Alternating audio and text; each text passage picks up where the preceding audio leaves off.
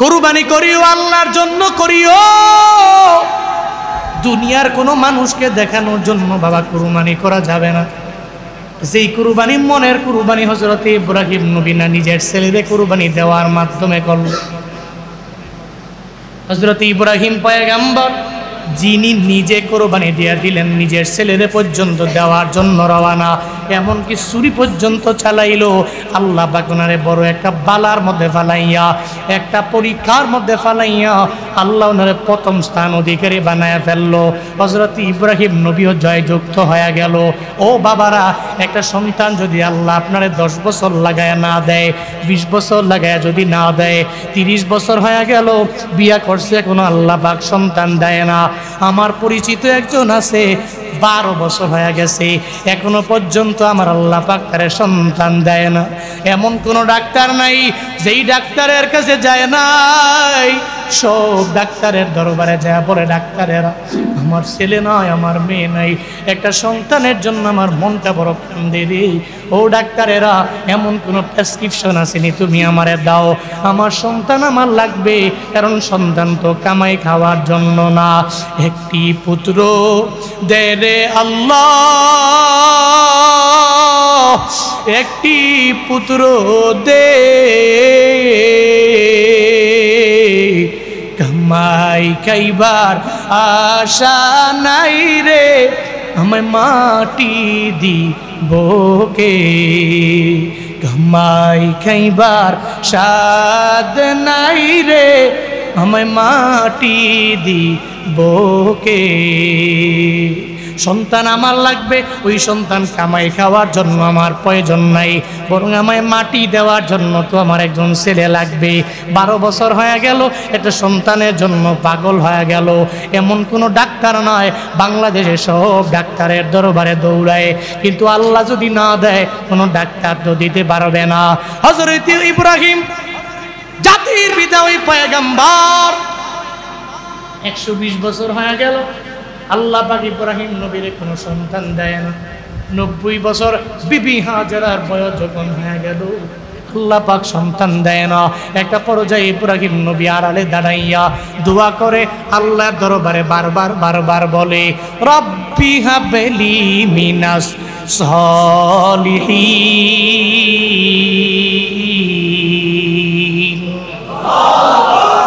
ইব্রাহিম নবী আল্লাহর দরবারে বলে, আল্লাহ গো, আমারে একটা সন্তান দাও। আল্লাহর দরবারে যখন বারবার এই বুড়া বয়সে দোয়া করে, 120 বছর ইব্রাহিম নবীর হয়ে গেল। এবার বিবি শোনা করে মুস্কি মুস্কি হাসে আর বলে, এই বয়সে তুমি আল্লাহর দরবারে সন্তান চাও, আল্লাহ তো দিবে না। ইব্রাহিম নবী কয়, আমার আল্লাহর দরবারে আমি যেখানে গিয়া সব হারায়া ফেলবো, আল্লাহর দরবারে চাইলে আল্লাহ দিয়া দিবে। দুনিয়ার সব ডাক্তারেরা যেখানে ফেল হয়ে গেছি, আমি ইব্রাহিম ওই জায়গায় দাঁড়ায়া যদি আল্লাহর দরবারে বলি, সঙ্গে সঙ্গে আল্লাহ কবুল করে নিবে। ও আল্লাহর বান্দারা, তোমার ডাক্তারেরা তোমারে রিলিজ করে পাঠাইয়া দিল, হসপিটালে আর কোনো চিকিৎসা নাই, আর চিকিৎসা কোনো নাই বলে তুমি ইন্ডিয়া যেতে পারো, কিন্তু ওই পরিমাণে এবিলিটি বান্দা তোমার নাই। অথবা এবিলিটি আছে, চিকিৎসার জন্য মাদ্রাজে গেলা, চিকিৎসার জন্য বান্দা তুমি সিঙ্গাপুরে গেলা, চিকিৎসার জন্য তুমি আমেরিকায় গেলা, চিকিৎসার জন্য তুমি মধ্যপ্রাচ্যে গেলা, দুনিয়ার সব জায়গা চিকিৎসা করে করে শেষ হয়ে গেল। আল্লাহ যদি কয় তোর ওই চিকিৎসার মাধ্যমে আমি আল্লাহ ভালো করাবো না, দুনিয়ার কোনো ডাক্তার তোমারে ভালো বানাইতে পারবে না। দুনিয়ার সব ডাক্তারেরা বিদায় করে দিতে পারে রে মানুষ। আল্লাহ যদি বলে তোরে আমি ভালো করে দিলাম, যদি আল্লাহ একবার বলে আমার এই বান্দারে আমি আল্লাহ আরোগ্যতা দিয়া দিলাম, দুনিয়ার ডাক্তার লাগবে না। আল্লাহ যদি একবার বলে রে, আল্লাহ বলতে দেরি, সুস্থতার নেয়ামত পাইতে দেরি হবে না। দুনিয়ার মানুষ ডাক্তারের সন্তান দিতে পারে না, আল্লাহ পাক দিতে পারে কি পারে না? পারে কি পারে না বলেন না? ইব্রাহিম নবী বলে, ও বিবি রে, তুমি যে বলো আমার মাওলাকে আমারে দিতে পারবে না। 120 বছর বয়স হয়েছে আমার, তো কি হয়েছে আমি আল্লাহর দরবারে বললাম। বারবার ইব্রাহিম নবী আল্লাহর দরবারে বলে, আল্লাহ গো, একটা সন্তান তুমি আমারে দিয়া দাও, যাতে করে আমার পরে আমার সন্তান দ্বীনের খেদমত করতে পারে, ইসলামের জন্য যাতে করে কবুল হয়ে যায়। ইব্রাহিম নবী দোয়া করতে লাগলো। আল্লাহ কয়, যা যা আমার খলিল ইব্রাহিম রে আমি একটা সন্তান দিয়া দিলাম। ফাবাশশারনাহু বিগুলামিন হালিম। বলেন আল্লাহু আকবার। আল্লাহ পাক বলেন, আমার খলিল আমার বন্ধু ইব্রাহিম নবীর দোয়া আমি কবুল করে নিলাম।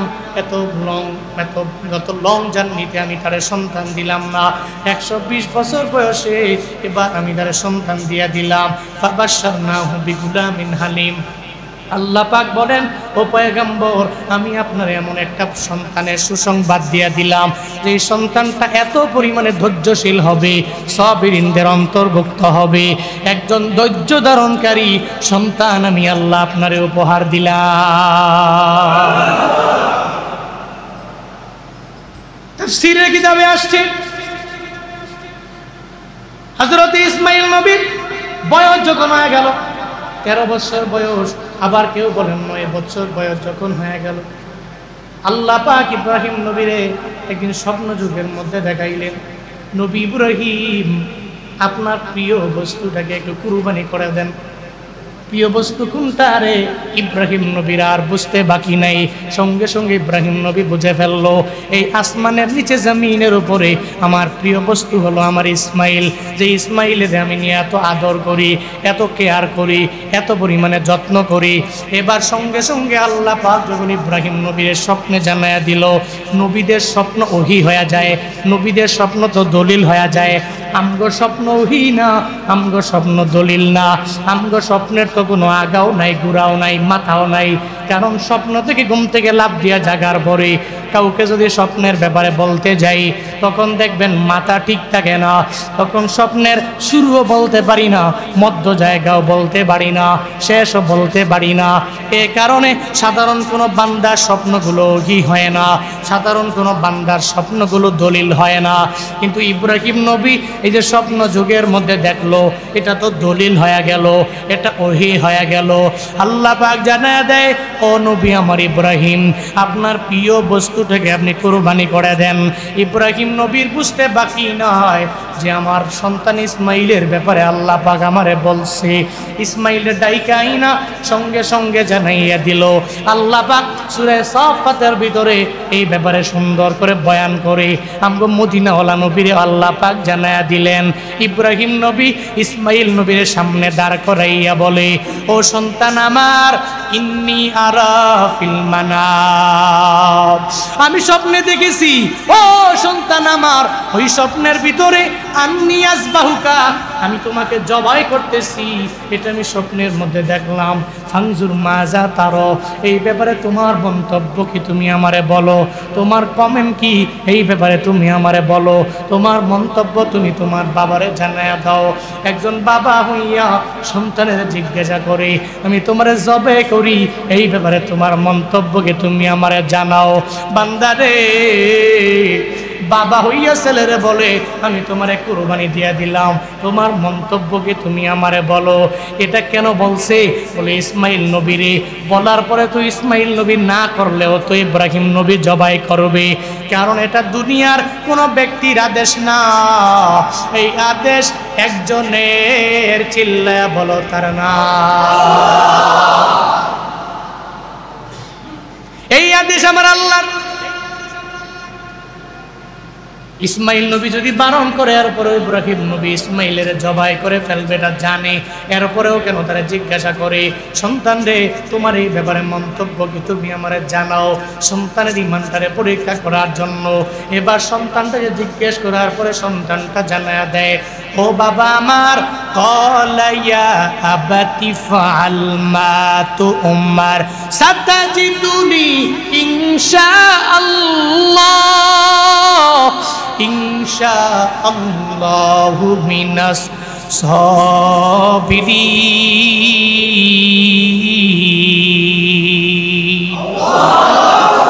আরো জোরে আল্লাহু আকবার। সঙ্গে সঙ্গে জানায়া দিল, ও ইব্রাহিম নবী, আমার বাবা আল্লাহর পক্ষ থেকে যে আদেশ পেয়েছেন ওই আদেশ অনুযায়ী আপনি দ্রুত কাজ করা শুরু করে দেন গো বাবা আমার। বিন্দু মাত্র পরিমাণ দেরি করবেন না, আপনার কাজ আপনি শুরু করে দিতে পারেন। তবে ওই কাজ করতে যাইয়া আপনি আমার ধৈর্যশীল বান্দাদের অন্তর্ভুক্ত হয়ে যাবেন। ইফআল মা তুমার সাতাজিদুনি ইনশাআল্লাহু মিনাস সাবিরিন। আল্লাহর ইচ্ছায় আপনিও চিরেই আমার এই সাবিরিন বান্দাদের অন্তর্ভুক্ত পেয়ে যাবেন গো বাবা আমার। চিন্তা করার বিন্দু মাত্র পরিমাণ দরকার নাই। এমনকি অন্য রাতে আসছে হযরত ইসমাইল নবী নিজের বাবারে জানায়া দেয়, ও বাবা আমার, আপনি যখন আমারে কুরবানি করবেন আমার চোখটারে আপনি বাইদা রাখবেন, যাতে করে এই চোখে দেখে আপনার মায়া না লেগে যায়। আমি বাবা সন্তান হইয়া এত বছর পরে আল্লাহ আপনার কাছে আমার উপহার পাঠাইলো, আমারে দেখার পরে আপনার মায়া লেগে যাবে। আপনার চোখটাকে সুন্দর করে আমার দিকে দেখলে যাতে করে মায়া না লাগে, আমার চোখটাকে আপনি সুন্দর করে বাইধা এরপরে আমার গলার মধ্যে আপনি ছুরি চালাইবেন। শুধু তাই না রে বাবা, ইসমাইল নবী ইব্রাহিম নবীর জানায়া দেয়, ও বাবা আমার, কুরবানি করার সময় আমার পাগুলো সুন্দর করে দড়ি দিয়া বাঁধবেন, আমার দুইটা হাত আপনি দড়ি দিয়া বাঁধবেন, যাতে করে বাঁধার পরে আপনার আল্লাহ পাকের আদেশ পালন করতে যাইয়া বিন্দু মাত্র টাইম যাতে করে দেরি না হয়ে যায়। আল্লাহ যদি আমার প্রতি রাগান্বিত হয়ে যায়, আল্লাহ যদি এই কারণে আপনার প্রতি রাগান্বিত হয়ে যায়, হাসরের ময়দানে আল্লাহর প্রতিদান আমরা পাবো না, ওই রবের পক্ষ থেকে জান্নাত আমরা পাবো না গো বাবা। আপনি আমারে কুরবানি করতে যাইয়া আমার হাতটাকে আপনি বাইদা রাখবেন, আমার পাটাকে আপনি বাইদা রাখবেন। মনে রাখবেন, আমি বিন্দু মাত্র পরিমাণ নড়াচড়া করব না। আপনি আমাকে ধৈর্যশীল ব্যক্তিদের অন্তর্ভুক্ত পেয়ে যাবেন। কেমন দেখছেননি সন্তান, কেমন দেখছেননি বাবা। এখন তো একটা সন্তান বাবা যদি বলে তোর কিচ্ছু করা লাগবে না, তুই শুধু 5 বেলার নামাজে দৌড়াইয়া 5 ওয়াক্ত নামাজ যদি মসজিদে গিয়ে আদায় করতে পারো, আমি বাবা তোর প্রতি অনেক পরিমাণে রাজি হয়ে যাব। এরপরেও দেখবেন বাবার কথা সন্তান মানে না। আছে না নাই? আছে না নাই? বাবা যদি বলে ডানে যাও, সন্তান যায় বামে। বাবা যদি বলে সামনে যাও, সন্তান যায় পেছনে।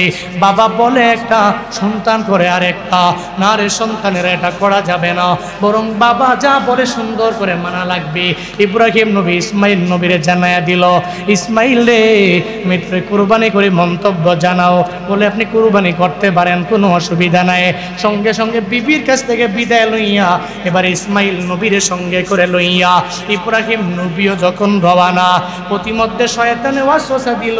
শয়তান বলে, ইসমাইল রে, তোমার বাবায় তোমারে কুরবানি করবে, তোমার বাবায় তোমারে কুরবানি করবে, মেরে ফেলবে, বাবার কথা মাইনো না। ইব্রাহিম নবী বলে, না রে সন্তান, তুমি ওরে পাথর মারো। যখন পাথর মারলো 3 জায়গায়, শয়তান বারবার ঢুকা দেয়, কিন্তু ইব্রাহিম নবী ইসমাইল জানায় দেয় পাথর মারো। পাথর মারার পরে শয়তান দূরে চলে যাবে। ওই জায়গায় আজও পর্যন্ত ওই জায়গার মধ্যে মিনার ময়দানে ওই হাজিরা পাথর মারে কি মারে না? মারে কি মারে না? এজন্য হজের কার্যাদিগুলো যেগুলো অধিকাংশই দেখবেন সব ইসমাইল ইব্রাহিম নবী আর হাজেরার সাফা থেকে মারওয়া দৌড়ানো, জমজমের কূপ, এই সমস্ত কিছু আমগো জাতির পিতা ইব্রাহিম আলাইহিস সালাম, ইসমাইল নবী আর ওনার স্ত্রীর সমস্ত কার্যাদিগুলো এখন আমাদের হজের নিয়মাবলী। পড়বেন না আল্লাহু আকবার। ইব্রাহিম নবী এবার ইসমাইল নবীরে নিয়ে রওনা, চলো তোমারে জবে করো, কুরবানি করো। অনুমতি নিয়ে নিছে। তোমার মন্তব্য কি? মন্তব্য হলো, আপনি আমার ধৈর্যশীলদের অন্তর্ভুক্ত পাবেন, এমনকি আমার আপনি বাইধা সুন্দর করে শোয়া রাখবেন, যাতে করে আমি নড়াচড়াও করতে না পারি। আল্লাহ পাকের আদেশ পালন করতে যে তাতে বিন্দু মাত্র সেকেন্ড পরিমাণ দেরি যাতে না হয়। এই কারণে যাতে দেরি না হয়, সন্তানের পক্ষ থেকে অনুমতি লইয়া যখন রওনা, মায়ের কাছ থেকে বিদায় নেয়। ফালাম্মা আসলামা ওয়া তাল্লাহু লিল জাবিন, এবার দুইজনে যখন আল্লাহর উপর আল্লাহর আনুগত্য পরিপূর্ণ মেনে নিল, ইব্রাহিম নবী রবের আনুগত্য মেনে নিল, ইসমাইল নবী আনুগত্য মেনে নিল। আনুগত্য মাইনা যখন চলে গেল ইসমাইল নবীর জবাই করার জন্য, ওয়াতাল্লাহু লিল জাবিন, আল্লাহ পাক জানায় দেয় নবী হে ইব্রাহিম নবী আর ইসমাইল নবীর ওই পরীক্ষার ব্যাপারে আমি আপনারে জানায়া দিলাম। এবার বাবা হইয়া ছেলের উপর করে শোয়া দিল, ছেলেরে আমি তোরে কোরবানি দিব।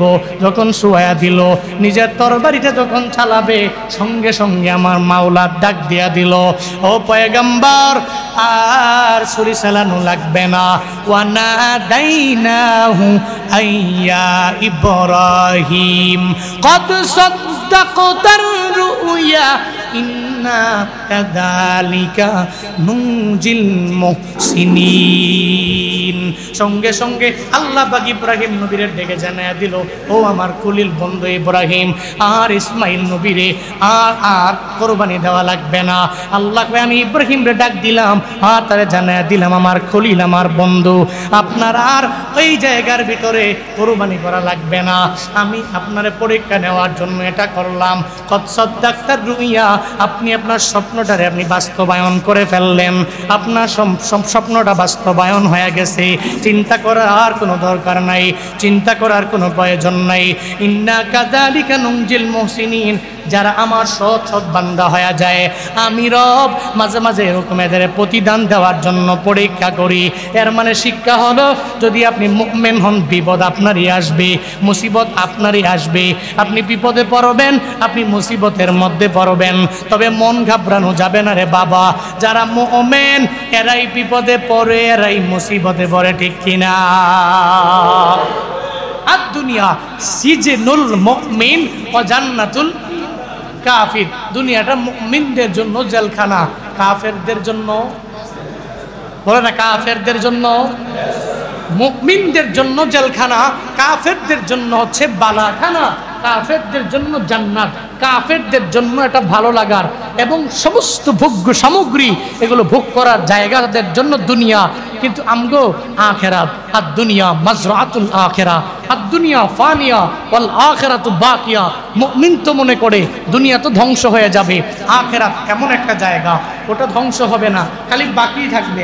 যে জান্নাতে ঢুকবে তো আবাদান আবাদা খালিদিনা ফিহা লা ইয়াবগুনা আনহা হিওয়ালা, জান্নাতে ঢুকছে তো ঢুকছে, ওখান থেকে তো বের হবে না, বের হওয়ার প্রয়োজন নাই, আবাদান আবাদা ওই জায়গায়। তো দুনিয়ার ভোগ্য সামগ্রী এই 70-80 বছরের জিন্দেগির চাইতে আখিরাতের জান্নাত কি দামি না কম দামি? দামি না কম দামি? অনেক পরিমাণে দামি, এটা মুমিন মনে করে। এজন্যই তো মুমিন দুনিয়ার লোভ লালসা, দুনিয়ার বিভিন্ন হতাশা, এগুলোতে মুমিন ঘাবড়া যায় না। ও মনে করে ওয়ালা নাবলুওয়ান্নাকুম বিশাইইন মিনাল খাউফ ওয়াল জু' ওয়া নাকসিম মিনাল আমওয়াল ওয়াল আনফুস ওয়াস সামারাত ওয়া বাশশিরিস সাবিরিন। আল্লাহ তো বলছে তোমার আমি পরীক্ষা করব নুকসত দিয়ে মালের, তোমার পরীক্ষা করব তোমার মধ্যকার তোমার বিবি বাল বাচ্চা একজনকে উঠায় নেওয়ার মাধ্যমে, আমি তোমার পরীক্ষা করব তোমার ভয় দেওয়ার মাধ্যমে, আমি তোমার পরীক্ষা করব তোমার ফসলাদি কমায়া দেওয়ার মাধ্যমে, আমি তোমার পরীক্ষা করব তোমার ফলাদি কমায়া দেওয়ার মাধ্যমে। তোমার পাশের খেতে ঠিক মতোই হয়, তোমার খেতে হয় না, কারণ কি? আমি তোমার পরীক্ষা করতেছি। মুমিন এই আয়াতকে অনুসরণ করে যখন চলে, ও ডিপ্রেশনে পড়ে না, ও হতাশায় পড়ে না, ও মন ঘাবড়ায় না। মুমিন সাবিরিনদের অন্তর্ভুক্ত হয়ে চলে। আর সাবিরিন যারা, এদের জন্য আসবরু, যে ব্যক্তি সবর ধৈর্য ধারণ করে চলবে, বলে জাযাউহু আল জান্নাহ, তার প্রতিদান হলো জান্নাত। সুবহানাল্লাহ পড়েন, আর একটু আওয়াজ করে পড়বেন না? আল্লাহ তো নবীকে বলছেন বাশশির, বাশশির, আপনি সুসংবাদ দিন। কাদেরকে? আস-সাবিরিন, যারা এত বিপদ আসার পরেও, মুসিবত আসার পরেও, পরীক্ষা আসার পরেও যারা আল্লাহর উপর তাওয়াক্কুল করে চলেছে, আপনি এদেরকে সুসংবাদ দিন। ঘোষণা কার? বলে না, ঘোষণাটা কার? তাহলে চিন্তা আছে?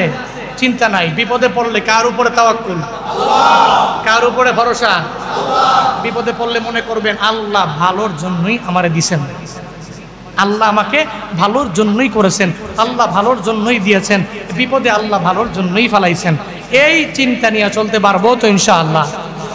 ইব্রাহিম নবী বিশাল পরীক্ষা, হ্যাঁ, এই পরীক্ষা থেকে উত্তীর্ণ হওয়ার জন্যই তো ইসমাইল নবীরে নিয়ে গেল। এটা মনের কুরবানি। এলাহিয়া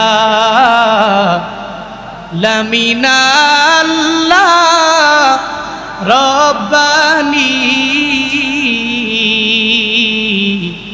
ইসমাইলকে দেন গো নবী কুরবানি, ইসমাইলকে দেন গো নবী কুরবানি। চলো বাবা চলো ইসমাইল দাওয়াতে, শয়তানে এসে ধোঁকা দিল রাস্তাতে। শয়তান বলে ও ইসমাইল শুনছনি, তোমার বাবায় তোমায় দিবে কুরবানি। কুরবানি যখন দিবেন বাবা আমারে, রক্ত যেন নাহি লাগে কাপড়ে, রক্ত যেন নাহি লাগে কাপড়ে। ওই কাপড়ে রক্ত দেখলে আম্মা জান পাখির মতন উড়ে যাবে মায়ের প্রাণ, পাখির মতো উড়ে যাবে মায়ের প্রাণ। এলাহিয়া লামিনাল্লাহ রব্বানি ইসমাইলকে দেন গো নবী কুরবানি, ইসমাইলকে দেন গো নবী কুরবানি। ইব্রাহিম নবী ইসমাইলের কুরবানি দিল। কুরবানি দেওয়ার জন্য রওনা হয়ে গেল। কুরবানি হয় নাই, আল্লাহ ওই জায়গায় জান্নাত থেকে একটা দুম্বা পাঠায়া দিল। আল্লাহ পাক ইব্রাহিম নবীরে জানায়া দিল, নবী না না, ইন্না হাযা লাহুয়াল বালাউল মুবিন ওয়া ফাদাইনাহু বিযিবহিন নাযীম। সঙ্গে সঙ্গে জানায়া দিল, ইব্রাহিম নবী আমার, আপনি যেই মুসিবতের মধ্যে পড়লেন, এত বড় বালার মধ্যে আমি আল্লাহ আপনার ফালাইয়া দিলাম, চিন্তার দরকার নাই। আপনার এক সন্তানকে দুনিয়া থেকে বিদায় করে দেওয়া, জবাই করা তো আমি আল্লাহর মাকসাদ না, এটা আমার উদ্দেশ্য না। বরং উদ্দেশ্য হলো আপনার পরীক্ষা করা। আপনি পরীক্ষার মধ্যে প্রথম স্থানের অধিকার করে ফেললেন। এই কারণে আল্লাহ পাক ইসমাইল নবীর বদৌলতে জান্নাত থেকে একটা দুম্বা পাঠাইয়া দিল। ওই দুম্বাটা জবাই হয়ে গেল, ইসমাইল নবী জবাই হয় নাই। আল্লাহ পাক ইসমাইল নবীর মনের কুরবানি করলো। ও আল্লাহর বান্দারা, ইসমাইল নবী যদি মনের কুরবানি করতে পারে, আপনার আমার তো একটা ছেলে কুরবানি করে দেওয়া লাগবে না। একটা গরুই তো কুরবানি করব, একটা ছাগলই তো কুরবানি করব, একটা খাসি তো কুরবানি করব, একটা দুম্বাই তো কুরবানি করব। এটা করতে যাইয়া কৃপণতা করলে হবে না। আবার 1 বছর করব আর 1 বছর করব না বাবা, এমন হবে না। এটা বড় বড় সওয়াবের জায়গা। এটা করলে তোমার সওয়াব হয়ে যাবে। প্রতিদান এত এত এত এত পরিমাণে বেশি। এই যে কুরবানি আমরা করি, এর ফায়দা কত পরিমাণে জানেননি?